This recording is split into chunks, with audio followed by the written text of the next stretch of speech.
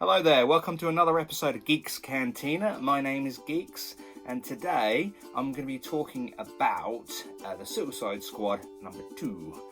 I went to see it yesterday. I probably would have done my review yesterday, but I kind of wanted to sleep on it a bit and kind of gauge my reactions the next day. So this is what I thought. Now, when the marketing for Suicide Squad 2 started, I didn't have any interest whatsoever.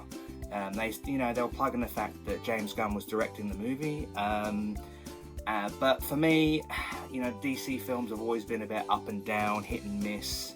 I think they peaked particularly with the Wonder Woman movie, the first one. The second one, in my opinion, sucked, but that's a different video for a different time. And the Justice League debacle, Zack Snyder cut the whole way. Yeah, baby. But again, another video for another time. So, the first Suicide Squad was just a mess. It was one of those things that was hyped up. It had a really, really good trailer to hype up the movie, but the movie itself just did not deliver. So, my initial reaction when the marketing for Suicide Squad 2 started, I didn't have any interest at all. My interest in the DC universe was waning. I just didn't want to watch another stinker like the first Suicide Squad. As I mentioned, the movie is directed by James Gunn. Obviously, for any superhero movie fan, his most famous project would have been the first Guardians of the Galaxy movie, which for me is one of the best, funniest, and the most incredible, not just MCU movies, but just superhero movies in general. Even just in a vacuum all by itself, without all the MCU stuff around it, Guardians of the Galaxy was just a stroke of genius, bellissimo. So, you could talk about James Gunn jumping from Marvel to DC, but we're not going to go into that. We don't need to worry about that. All I needed to know was that James Gunn was directing the movie. So naturally, being an MCU guy, he says, wearing a DC t-shirt, it did spark a little bit of interest, but again, that big old looming shadow of Suicide Squad and other stinking DC movies kind of really hung over it. So I watched the trailers and it looked alright, there were some funny bits in the trailer, but the trailer for the first Suicide Squad film was excellently done. And that kind of sucked me in a little bit. So I was kind of thinking, no, I'm not going to let that happen again. So you could say I had these preconceived ideas before I went in to watch the movie, before I even sat my butt in the seat in the cinema yesterday. So before I even talk about my movie experience watching Suicide Squad 2, the plot of the movie was kind of fairly basic.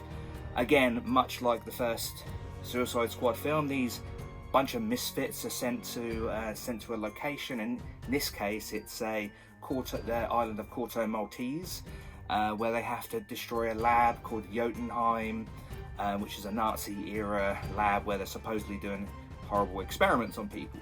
So these misfits are sent in. It's kind of again they're Task Force X, aka the Suicide Squad. So the odds are stacked against them for them to actually complete the mission. One thing I will say about this movie, it is stacked as far as casting is concerned. Idris Elba, Margot Robbie, Viola Davis, Joel Kinnaman, to name just a few. There are many others in this excellent actors that are cast in this movie, but I'm not going to go through all of them because it's trying to make this a shorter video. So suffice it to say, there was a lot of acting chops in cast in this movie. And, again, I even had Sylvester Stallone cast to do the voice of King Shark. Now, this sounds eerily familiar in that James Gunn did something very, very similar to Vin Diesel voicing Groot and Baby Groot in Guardians of the Galaxy 1 and 2. And Sylvester Stallone voicing King Shark in Suicide Squad 2. Yeah, that was a nice surprise. Nice to see him doing something a little bit different. So now let's talk about the movie. Hey Mando, should we talk about the movie? Let's talk about the movie. Okay, so I'd already said I had these preconceived ideas before I sat my butt in the cinema. My expectations were so low. I really wasn't expecting anything special. And much to my surprise, oh my god, this film is so good. So good. From beginning to end, it thoroughly entertained me. I cannot sell it enough just how good this film is. Let's break it down a little bit. Well, first of all, let's talk about the action scenes. There's a lot of action in it, as you'd expect from one of these kind of films. And it's all very well put together. It's all kind of over the top and just, they're DC villains, so everything's going to be a little bit over the top, majorly over the top. And what I will say straight from the get-go is that this film does not stray away from bad language, does not stray away from pretty extreme violence as well. See, this is where I think DC need to go. They need to go more down this route. Rather than trying to see what's happening over the fence, trying to see what's happening with Marvel, they need to go more down this kind of more adult-orientated superhero movies, supervillain movies in this case, because the ultra violence in the action sequences just adds to the tone of the movie. That these guys are just absolutely bonkers, and they will just hack through anyone to get what they need. And it just lends to the tone of the film, to the humor of the film. And obviously a lot of it's done with special effects. The special effects were pretty good. There was a couple of like blood effects in it which made me, but it was you can forgive the little things like that because the when the action's going on, you're kind of drawn into it a little bit, and you're like, I was cracking up. I was laughing my butt off because it was just so ridiculous, some of these things, in a good way, not in a bad way, in a completely over the top, blown out of proportion, people getting literally ripped apart, getting heads eaten, brains blown out, people blown in half. It is, they don't shy away from violence in this movie. It is a total bloodfest. I say that though, in one of the action sequences, this is not a spoiler, you see it in the trailers, Harley Quinn goes a bit crazy with a couple of machine guns and starts mowing down all these soldiers. Now, she's got a song playing in the back. There's a song playing in the background. I assume it's in her head because she's a bit... but we'll get onto that later. And she's shooting all these guys, and instead of blood flying out, there's flowers. There's flowers rather than blood. It was shown in the trailer, which I thought was quite a creative way and a slight different slant on violence. Obviously, the flowers represent the blood, and Harley Quinn's having the time of her life, just mowing down all these guys with his machine guns. And I just thought it was a nice little moment. One of the things that I really liked that James Gunn seems to do extremely well is when he has these ensemble of characters, which it is. There's a lot of different characters.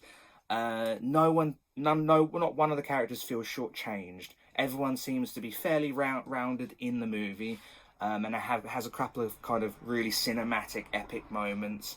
I mentioned that one with Harley Quinn just now. Margot Robbie just got that character nailed. I mean, love her or hate her in Birds of Prey. I actually thought it was a pretty good movie. But and she was obviously one of the few shining things from the original Suicide Squad movie. But she just seems to knock it out of the park whenever she plays Harley Quinn, and I absolutely love the character.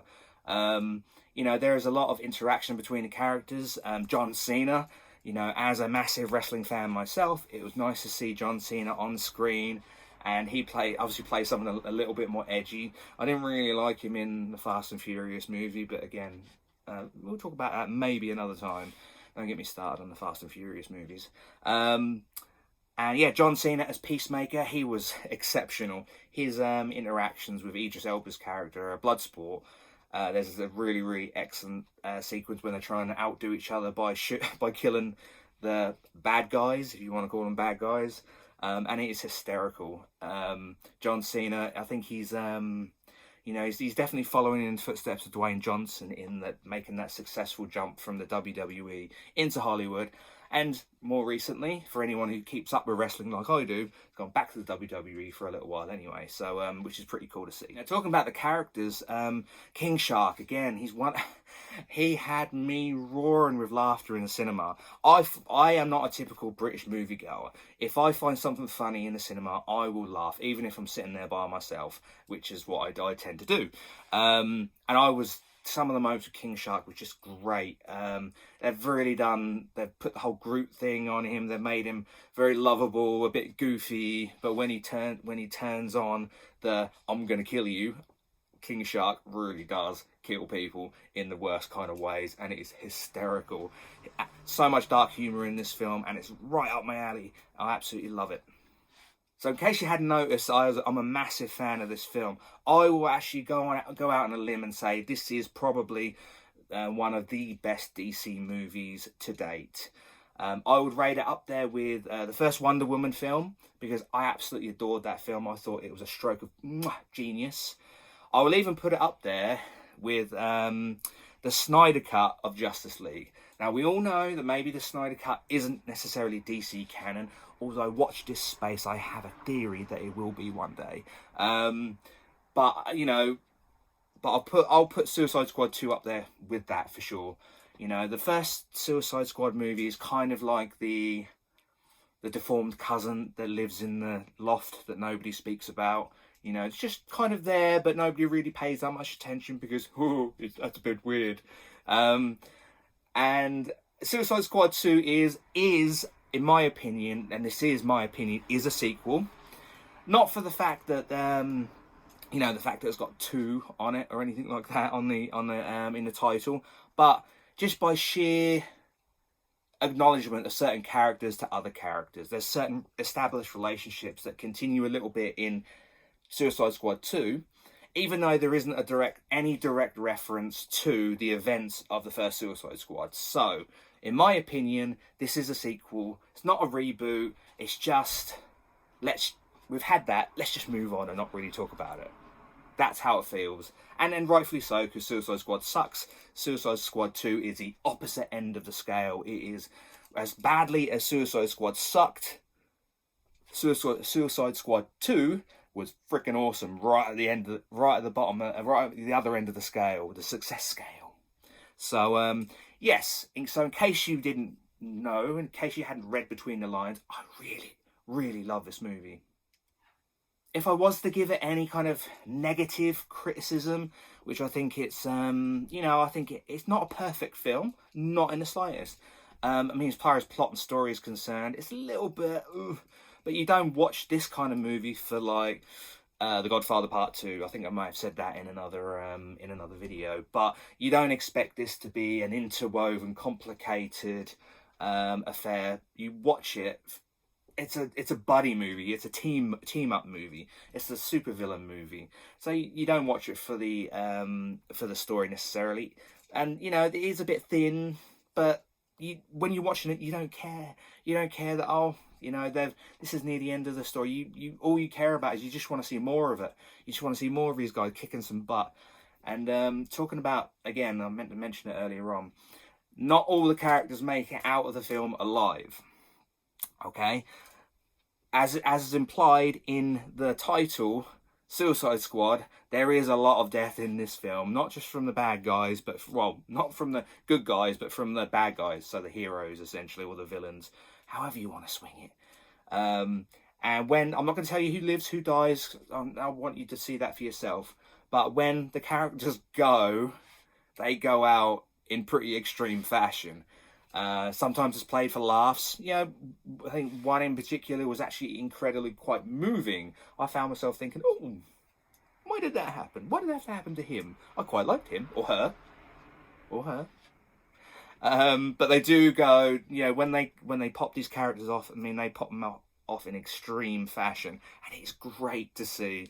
You know, like I said, I was laughing my butt off in the cinema. I don't know what other people were thinking, but I was laughing my butt off. So, as far as the verdict is concerned, I have to say, you know, I thoroughly enjoyed this film. It was highly entertaining. Well cast, well acted. Action sequences were gory and hilarious. Story, a bit iffy. Plot, a bit iffy. You know, the finale to the film was great. I'm not going to spoil anything because I want you all to watch it yourselves. But I would give this a whopping 9 out of 10. Put it up there. 9 out of 10.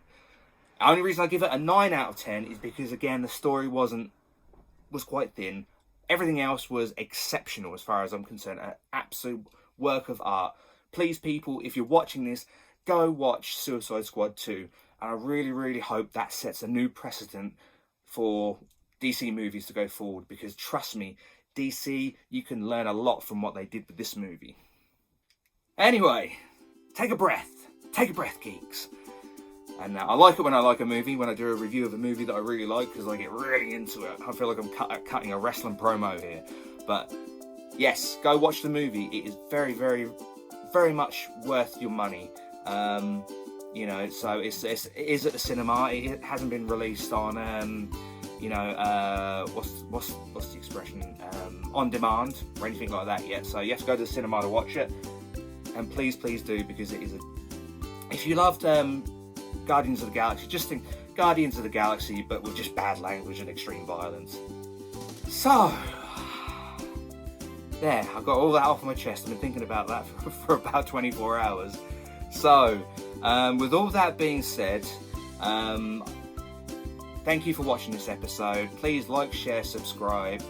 My name is Gekes, and thank you for visiting Gekes Cantina one more time. I'll see you later on. Bye.